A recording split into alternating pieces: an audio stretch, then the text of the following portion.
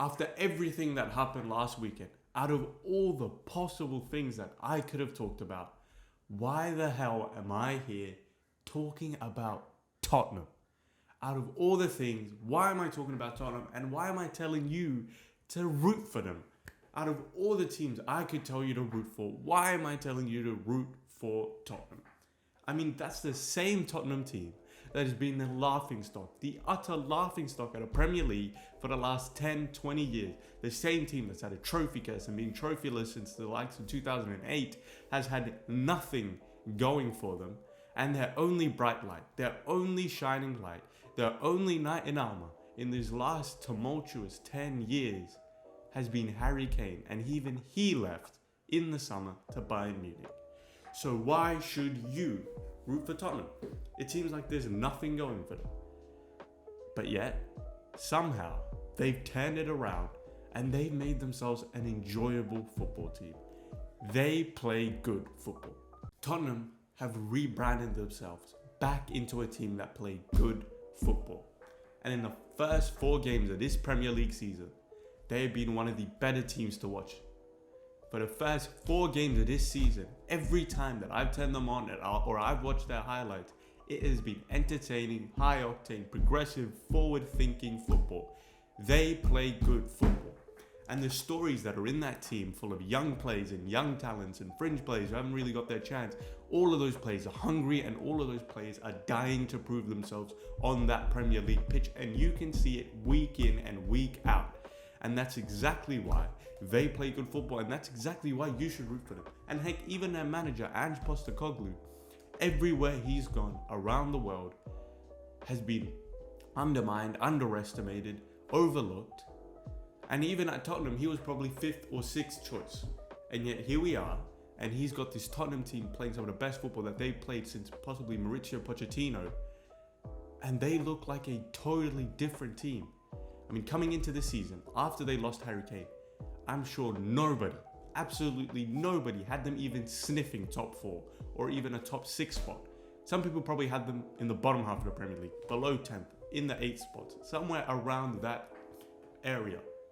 But here we are, looking at them, and they might, dare I say, even be in with a shout for a Champions League spot or a Europa League spot. Considering everything that's happened to them, considering they've lost Harry Kane, considering how mismanaged they've been, that's incredible to say. But let's get onto that team. Let's get onto those players in that squad that's been playing incredibly well. I mean, at the back, they're as strong and as sound as they've ever been. Gone are those dire times with Eric Dyer at the back. And finally, Christian Romero has a partner that he can trust and really showcasing his talents. He's showing why he's a World Cup winner, and he's showing why he was a starting centre-back for a World Cup winning team. With Van der Vaart at the back now, with that added pace and that young, fresh legs, and someone, finally a decent defender, those two in Christian Romero and Van der Vaart have transformed that Tottenham back line. And then in the 2 fullbacks, in Udogie and Pedro Porro, who have been incredible, bombing down the wings. Absolutely bombing down, making overlapping runs, coming into space, inverting, and doing their defensive duties when they've had to. But most importantly, this whole Tottenham thing is in the middle. Those 2 young talents in Yves Bissouma and Pape Matar Sarr. Yves Bissouma, who was seen as a bargain signing at the start of the previous season, went through a whole season where Antonio Conte didn't want to play him. And then finally, when he even had the chance to play, he got injured. He was an incredible young talent. And then all of a sudden, he got lost in the dust. He got lost in the shuffle. And now he's back out the other side, looking as one of the better players since the start of the Premier League. Every time that man gets the ball and he turns and he's in space, he's driving the ball as well as anybody. He's dictating play, and also he's doing his defensive duties, interceptions, tackles, and he's winning the ball back for Tottenham. And same as Pape Matar Sarr next to him. Creatively, some of the best midfielders so far in the Premier League. And then just in front of them, the technician, the key to the whole thing, in James Maddison, who was obviously touted as one of the better players in the bottom half of the Premier League when he was at Leicester. Everybody knows how good he is, but he's really showing it to everybody now at Tottenham because he's a creative technician. Everything runs through him. And for the first 4 games, every single time that ball has gone to James Maddison, it's looked like something is going to happen. Whether he makes a pass or he makes a through ball or he makes a cross, and his set pieces are deadly, some of the better ones in the Premier League. Every time that James Maddison gets that ball, you know something is going to happen. And then on the wings, you have Heung-min Son, and even Heung-min Son. He went through a season last year that was probably one of his worst, and everybody was saying he's washed or he isn't up to standard anymore. And you know, even Heung-min Son has something to prove. Someone as good as him still has something to prove in his Tottenham side, and you can see that in him. Him and Kulusevski on the wings have been hard workers. They might not have found the goal success. Obviously, Son, when he moved to the 9 position in the previous game against Burnley, he scored the hat-trick, but in the previous 3 games on the wings, they've been working as hard as anybody, getting back, doing their defensive duties, and they played well. But everything that I've just said, all of those incredible plays and that incredible talent throughout the Tottenham side and all the build-up that they do, pressing from the front, building up from the back, playing the progressive forward-thinking football, all of that is undone and ruined by one man. Because every single time that ball gets to Richarlison, everything gets ruined. Everything.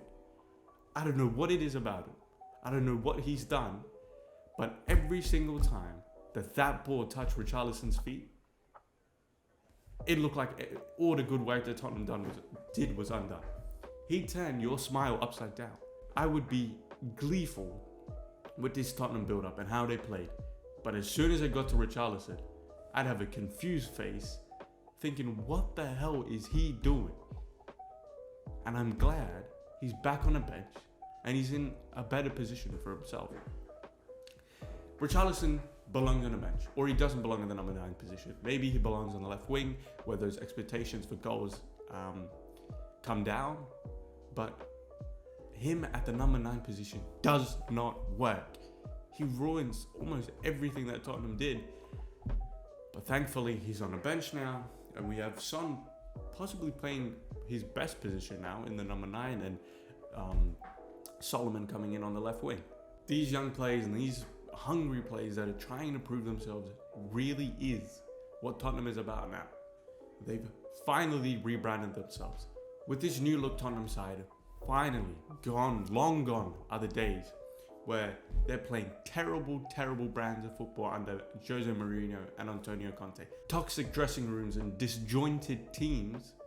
They're finally in a new direction and they finally look like they have a route to somewhere. But I think playing that terrible brand of football under Mourinho and under Conte really made that whole trophyless thing even worse. It compounded all of that effects and it epitomized Tottenham. It just made everything 10 times worse. Because at least under Mauricio Potchetinno, yes, they couldn't win a trophy. Yes, they couldn't win in big games. And yes, they wouldn't show up when it mattered. But heck, they played good football. And when you turned them on, you knew you were getting a good game. And finally, they've gone back to that. And they've gone back to where they should be. Tottenham are a side in the Premier League that you should be able to turn on and enjoy watching them. And yet, it's yet another team, I think, in the Premier League. We've finally got ourselves another team where we can turn on and enjoy watching them play. And I think that's great. That's what the Premier League needs. We need more teams like this. We need more progressive, forward-thinking teams that when you turn them on, you're guaranteed goals, you're guaranteed entertainment, and you're guaranteed good football. Because either way, Tottenham are either going to score a couple of goals or they're going to have goals scored against them. Because to be fair, for the doubters, Tottenham haven't faced the teams in the higher levels. Yes, they faced a Manchester United, but that was a poor Manchester United performance and everybody knows that. And all the other teams that they faced have not been quite at the levels that you'd want to see. I guess Brentford obviously are an incredible team and that's the only real test that Tottenham had, and that was a draw. But again, that was the first game of the season. Maybe everything wasn't fully implemented. We'll see how this Tottenham train goes. Because very, very quickly, it can all turn sour. They can lose 3-4 games in a row. And just like that, Ange Postecoglu scrutinized, and all those funny press conferences turned into a toxic mess again. But for now, it looks fine. And hopefully Daniel Levy rides this out. And hopefully they aren't mismanaged again, because they need to stick with a guy like Postecoglu. They need to stick with playing this brand of football. They're not going to win in this first season. They might not win in 2 seasons, but there's a direction. There's somewhere they're going. Everybody can see that there's a route now. And I think you just need to stick with it. Don't go chasing another big name, because that's not what Tottenham are. And maybe they can brand themselves into that name under a guy like Postecoglu, like they did with Mauricio Potchetinno. But the one thing that has let Tottenham down year after year after year is being mismanaged, having the right managers but not being able to back them. So hopefully, finally, Daniel Levy can see that this guy is possibly the right guy. And obviously, look, if they go on to lose 10, 20 games on the bounce, I mean, not 28, but not be winless for those amount of games, obviously he's going to get sacked, and obviously have to look in a new direction. But in the blips and in the troughs, they have to ride it out, at least for this season, because there's going to be times where this team gets 4 or 5 put past them just because of the way they play. But that's how it should be, and that's how this new direction, this brand of football that Tottenham should be playing really does work. That's the only way it'll work, and that's the only way Tottenham will pivot and turn around and become a successful club. But you have to back it. You have to go into a transfer window and say that we will try our best to get the targets that you want, and really give him the chance. Because if he does succeed, Tottenham will be right back up there and contending for titles and trophies. They might not win them because they're Tottenham, but at least they'll be back up there again. And people can sing like they have, "We've got our Tottenham back." Because truly and honestly, they do. And even as a neutral, I don't support Tottenham. If anything, I should be hating Tottenham. Because we're a Manchester City side that every single time for the past couple of years we've gone away to Tottenham Hotspur Stadium, we've lost. But it's another good team. It's another enjoyable team. They're fun to watch. And you know you're going to be entertained when you turn them on. And that's why I want to root for Tottenham. And as I said, it's the stories and it's the manager behind them that are hungry, that are looking for something new. And they play progressive, forward-thinking, good, enjoyable football. And at the end of the day, that's all we really want. We don't want a depressing, 5 at the back, backwards thinking team that only really shows up when they're 2-0 down in the second half. We want this kind of team that's on the front foot from the go. And they're playing the right way. And it, again, is yet another team that you can just turn on and enjoy. There's no if or ands and buts about it. Tottenham are back. And I just hope, no matter how much you hate a team like Tottenham, no matter how many bias or agendas you have against Tottenham, I hope you give them a chance. Because the way they play and the people behind them and the way that squad's looking at the manager, we're not going to talk about how the front office is with Daniel Levy. That is still absolutely terrible and mismanaged to this day. I guarantee it. It will probably see it in the next couple of months. But with how they look now, you should be rooting for them. And I hope you give them a chance, and I hope you watch some of their games and do see yourself enjoying them. Because I guarantee you will. Either you enjoy them getting absolutely pumped by another team, or you'll enjoy them putting a couple goals past someone else. But either way, I'm sure that you'll be enjoying this Tottenham team one way or the other. Because at the end of the day, you should be rooting for this Tottenham team, and you should be rooting for good football teams. And I guess that's the premise of this whole thing. Root for the right teams and root for the right guys. Because at the end of the day, Tottenham are back.